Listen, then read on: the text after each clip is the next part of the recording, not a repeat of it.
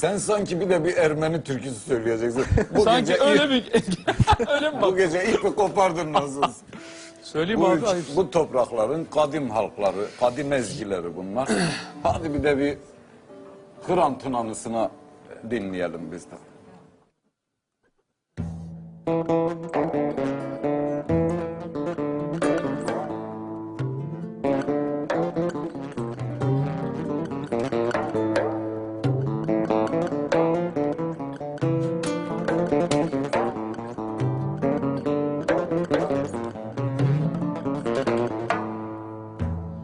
Amen sazi meçin kovas dun tamandas nis kavança nakaz martin kis çidesni dun niravas nis kavança nakaz martin kis çidesni dun niravas nis kavança Gatara ella moreru Edvin hasnis kavança Kızitni soğana hali Aşığı basnis kavança Kızitni soğana hali Aşığı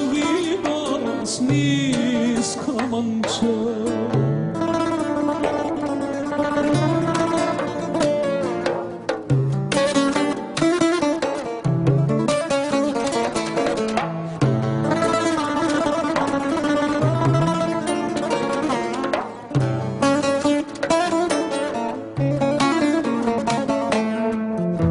Şattığır sirt gıkın tatnis Gırris hivanti toğın Yevkart sırtaylit virgonis Patskulit itgağın Yevkart sırtaylit virgonis Patskulit itgağın Ketaltint es ilt mazara Asin abriku adzoğın Kana sağe sayat noven Şat pangudes nis kavança Kani sağe sayat noven Şat pangudes nis